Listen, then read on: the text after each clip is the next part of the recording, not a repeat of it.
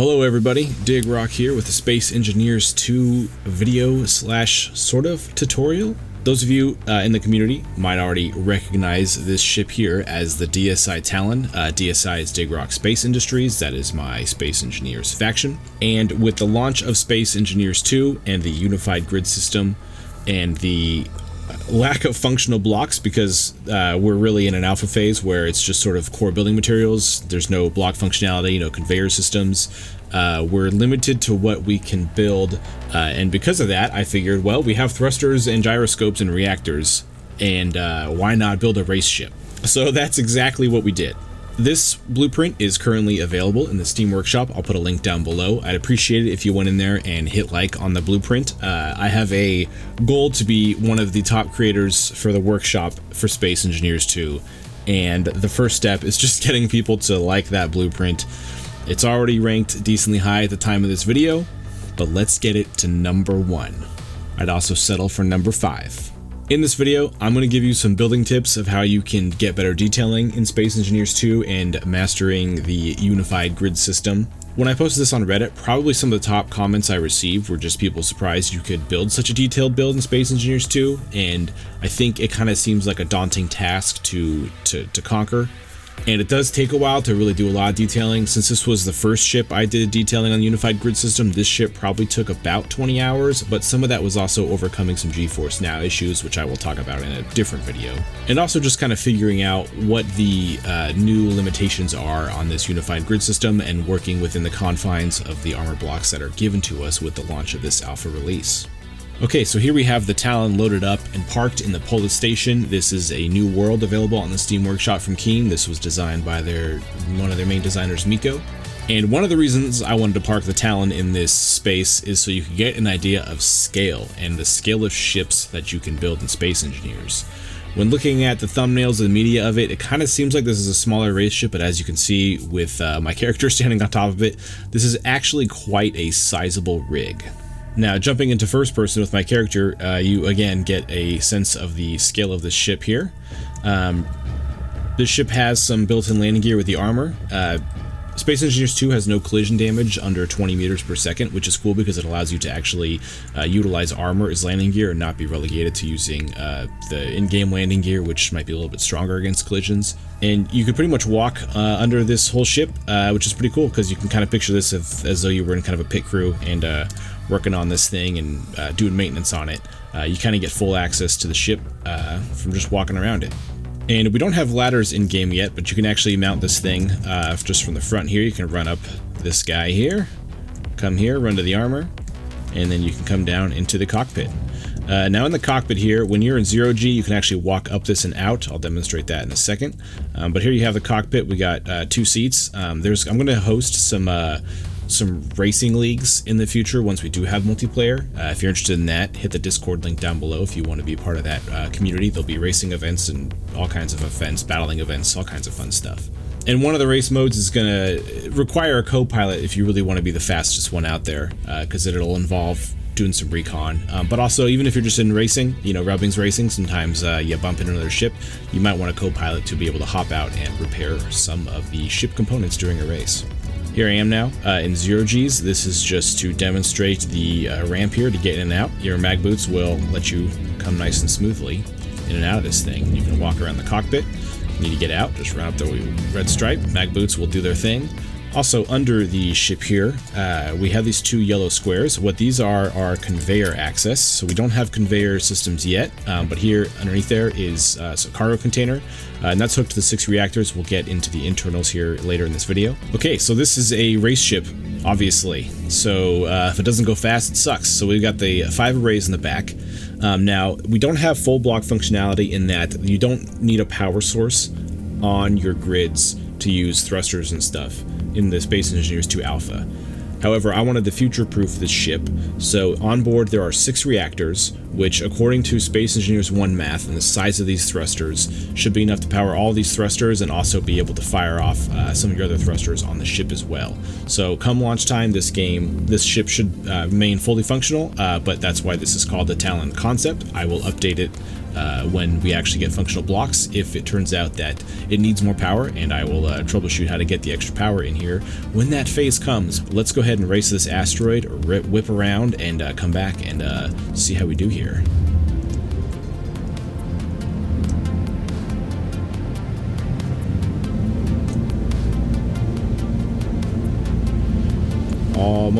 Your best thrust you have is in reverse, so we'll flip this thing around. We're ready to slow down.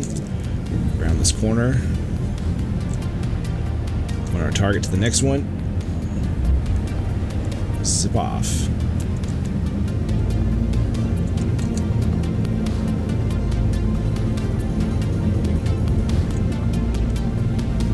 So, turns around asteroids pretty quick. I'm excited to actually use this in a actual racing scenario and see how it does. Maybe have some more hazards and walls you have to turn around rather than just whipping around an asteroid, which is all we can really do at the moment.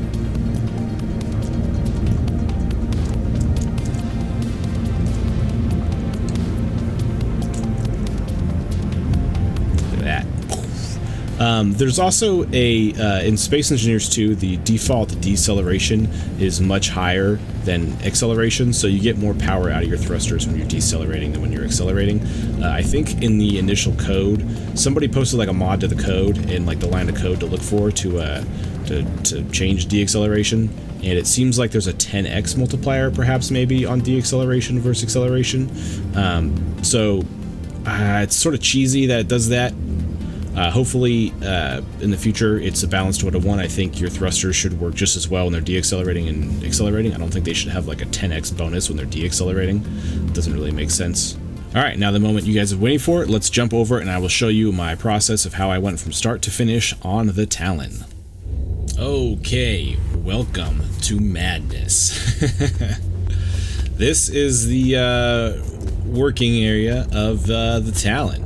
And this whole build started way down here with this. More specifically, it started with these 4 window pieces. These 4 window pieces are probably the coolest 4 pieces you can put together right now in the whole game. Let me demonstrate. I mean, look at these 4 pieces right here. If you look at these 4 pieces of windows, and you don't instantly get inspired to make some cool cockpits and sweet, fast ships, there's nothing else that will bring that inspiration to you. That's all I have to say in this video. Like and subscribe for more. No, I'm just kidding. So we first created these 4 pieces with the cockpit, because I was kind of just exploring what sort of different cockpits can be made. And I made this one and knew I wanted to make a race ship, so I'm like, alright, we have our cockpit. The next step is boosters. We have to make a sweet booster array. So I first actually started just creating this individual little booster here, and just kind of wanted to see how this went roughly on a shape. So I took those boosters and put them just sort of really quickly and briefly on a cockpit, and we kind of just have this core sort of ship here with a few reactors and a big booster in the back. Now, it was at this point I realized I was going to have to start realizing how I can sort of min-max this build in terms of functional blocks, how much power can we get out of it, and how much thrust can I get out of that power. So I started to use some of the math from Space Engineers 1 and those reactors and those ion thrusters, and started to configure different ideas to figure out what kind of booster arrays can I get, how fast can I make this thing without making my ship just massively large or needing a huge reactor. So I started to experiment more with the rear end thrust, and also started to, and you can kind of see it started to take shape here more, having more reverse thrusters in the front. But in testing this build and testing some of these smaller thrusters and their acceleration versus having just the one super large thruster, it would take a lot of these smaller thrusters to get the same power out of one of these big thrusters. So what I did is I actually started with these thrusters and just kind of designed sort of a more detailed version of these that I would want. And here you can kind of see I'm starting to add some functional blocks inside of them as well. So inside of these walls, is just gyroscopes. So we have 4 gyroscopes on either side, so there's 8 gyroscopes total. This is a race ship after all. You need to whip this thing around really quick. And it actually feels really nice with the 8 gyroscopes. As you can see, I can whip this thing around pretty well, pretty quick. The nice thing about this game is it feels like the gyroscopes accelerate better than they did in the first game, so you sort of get a little slower a bit to start, but once you kind of have inertia, the gyroscopes seem to work more powerfully. But 8 gyroscopes in this feels really good. It's definitely the right amount of gyroscopes for this armor build for a race ship. And really one of the keys with incorporating functional elements into every little bit of the ship like this is it's maximizing space. Any unnecessary space is unnecessary weight, which is unnecessary penalties to your acceleration. Anytime I build, I'm always building function forward designs. So if something like this is a race ship, it has to go fast, it has to be light, and you have to maximize your acceleration, because we have still speed limits in Space Engineers 2. And so when there's a speed limit, the main metric for a successful race ship is going to be acceleration. So now that I had sort of how these front thrusters are going to work, I needed to start building cockpit access. So I started messing around with sort of a top-loading cockpit for side. The top one just ends up being less bulky, and 2 entrances is definitely a waste of space, so having it on both sides is a waste of space. And having any side entrance was going to limit how I could scale armor up along this and create a nice line, whereas with the top entrance it's already occupying a footprint that isn't going to be dedicated to any functional blocks anyway. So then I started to mess with some rear thrusters. I kind of was trying to build a booster similar to my my front boosters, where I kind of build it around armor, but I realized ultimately that this was just going to be kind of a lot of unnecessary armor, just having this whole thruster surrounded in armor. But really, to build the best rear array, it would have to be built off the back of our cockpit and sort of see how the lines form up on the ship. And also we had to figure out how to integrate all of our reactors and stuff. So here you kind of see it take on a form. I realized I was going to have to attach these front thrusters to the cockpit somehow and see how that looks, and figure out the exact spacing. How far forward are they going to be? How far apart are they going to be? And this was going to sort of determine the space behind and under my cockpit to see how well I could fill this in with reactors. And so then I moved into sort of the next phase of kind of figuring out where all my angled thrust is going to be, left, right, up, down, as well as figure out how to make room for this big thruster. And this starts to get to more of the final internal form, where I have these reactors just side by side, and then they run down, and then eventually there'll be 2 more in front of this here. We'll get to that in a second. But you can kind of see I'm starting to sort of piece everything together here. I'm not trying to get too lost in the sauce with detailing yet, because often you'll find that as you're putting this together and kind of making everything fit, you might find that, you know, the whole ship needs to be 1 block wider or something like that, so you're gonna have to take everything apart and put it back together. But really don't be afraid, as you can tell as I did, to copy and paste ships, work in iterations, and just keep trying things until they work. Now from here, I don't really have a lot of versions up until the new one. I sort of just kind of kept assembling it and getting it to where it needed to be. So I think what would be helpful is to show the inside with the reactor space. So right in here, you see we have the reactor mounted to the back of the cockpit wall. 2 reactors here with the thruster mounted directly to the reactors. And when you come inside here, let's go ahead and delete these. You'll see we got 2 more reactors underneath the floor here. Holy smokes. Just got whipped out of this thing. So you got the 2 top reactors, underneath those are 2 more reactors, and off the sides of those are 2 more reactors. All of the conveyor ports of these reactors are all touching. Off to the side here, we have 2 cargo containers coming off either side of the reactors, 1 on each side. Whoa, ejected again. It's okay. And these cargo containers lead to these yellow ports here, where we have cargo container access. Let's just go ahead and clear all this out too. And here with these side panels cut away, you can see 4 gyroscopes on either side, 4 reactors, cargo container over there, cargo container to that yellow, and then 2 more reactors stacked on top of these back reactors. And that is all the functional elements of the ship. Really no wasted space. Everything is as tight and compact in here as possible, because the smaller your ship is, the less armor you have to put on it. Okay, so once we kind of knew how all of our functional elements were going to fit, that then allowed us to make the room for our thrusters, figure out how those are going to attach. Now I wanted to make sure some of the thrusters were kind of spaced out, because if this did run into another ship, because rubbing is racing after all, then we would still have some thrust kind of lingering around. And I also like to incorporate like some type of visible cooling method, so I use these rails in here as sort of like radiators.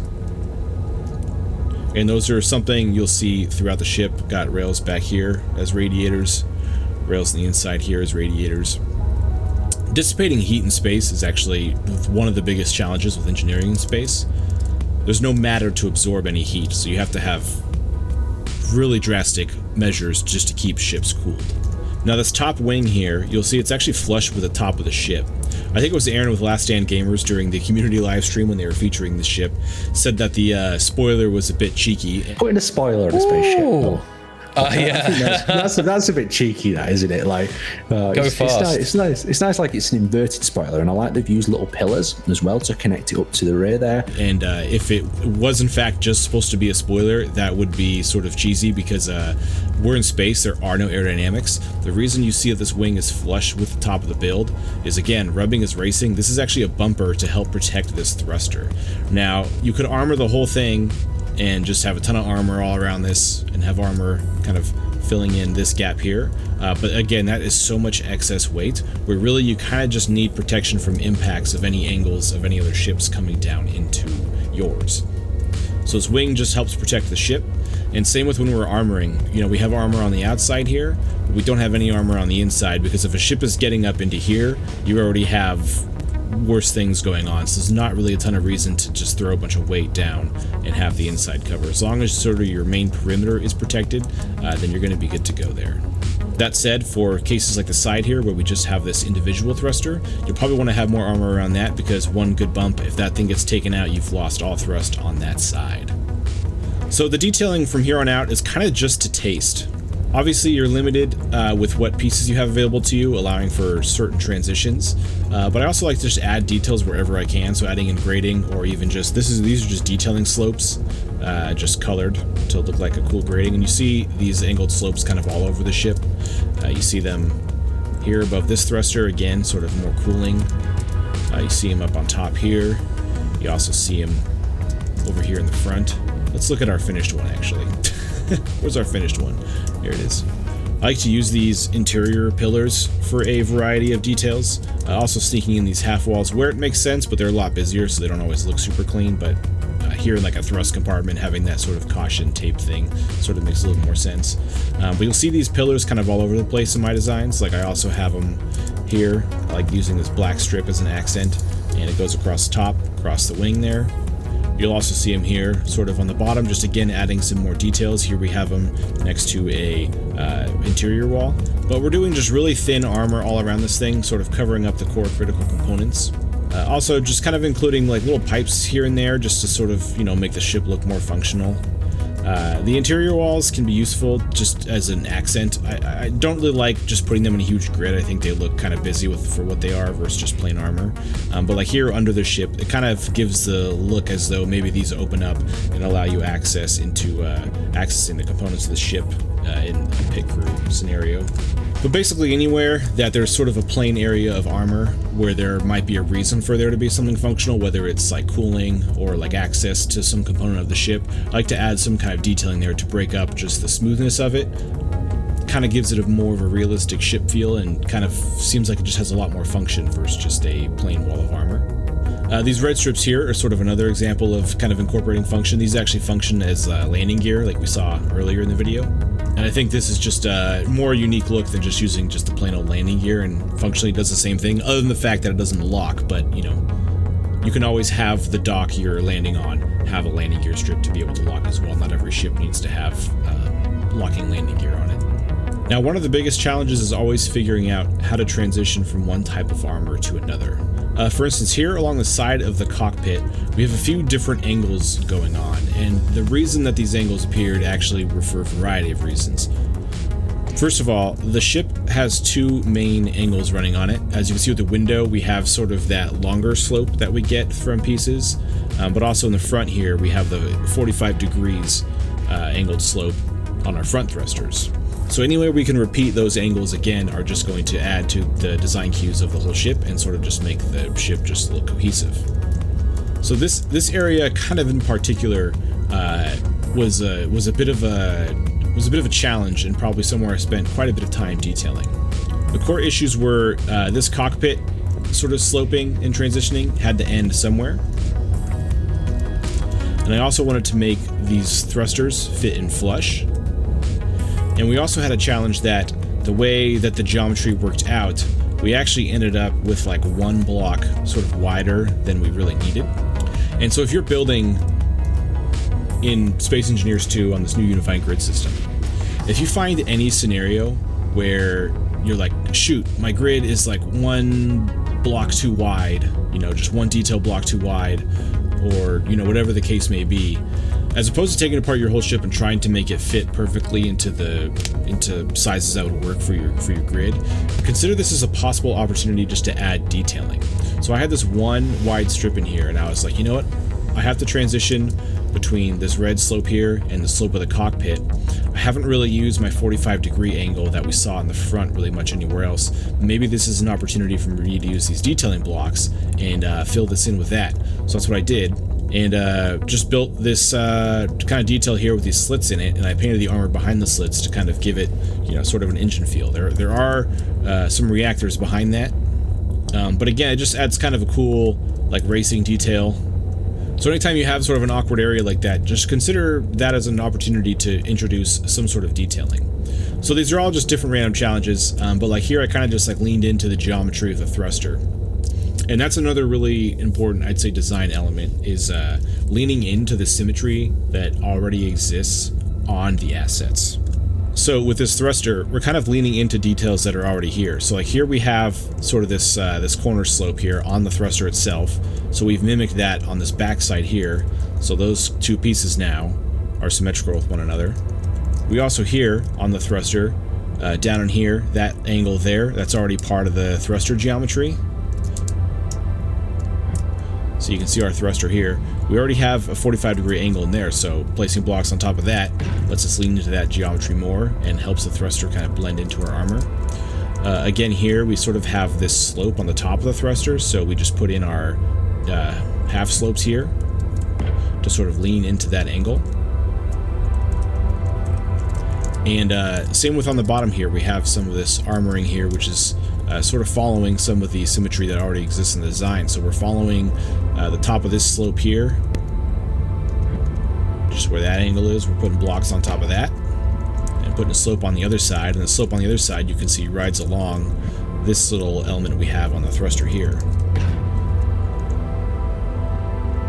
So the asset developers have already given us, you know, sort of a starting block to work with, so just really leaning into those design elements will help make your thrusters and just different aspects of your ship blend into the rest of your ship better without just kind of looking like it was a bunch of Lego pieces stuck together.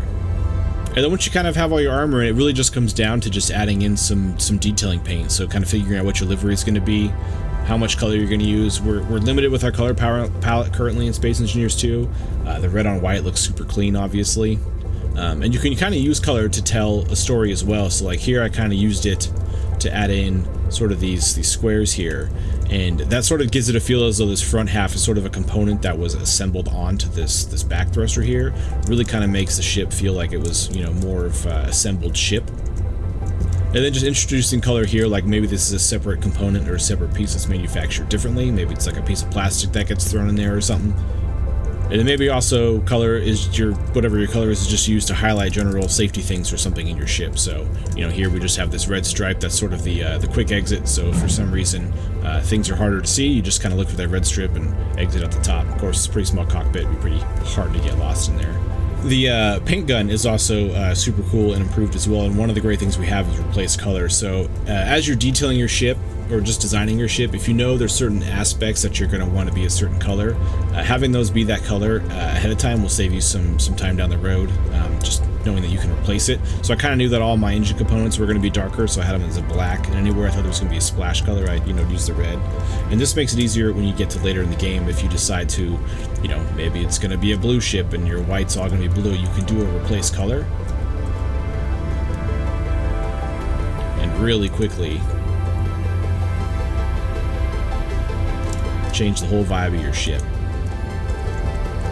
So the new paint gun is definitely super cool, and the fact that we also have a radius that we can paint with now as well. This radius tool makes things rather interesting as well to quickly paint areas.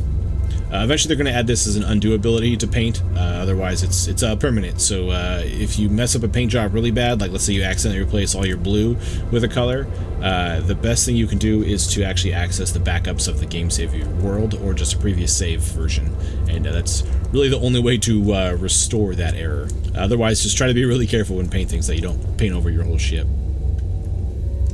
But anyway, that's the Talon. Hopefully you found this video to be useful to some degree. All relevant links are down in the description below, and be sure to like and subscribe if you like Space Engineers 2 content. I'm going to be creating stuff on this game a lot, especially as more features roll out. And we might also do some community spotlight builds, so if you made something cool and you want it featured, shoot your blueprint over my way. Oh no, we're gonna crash!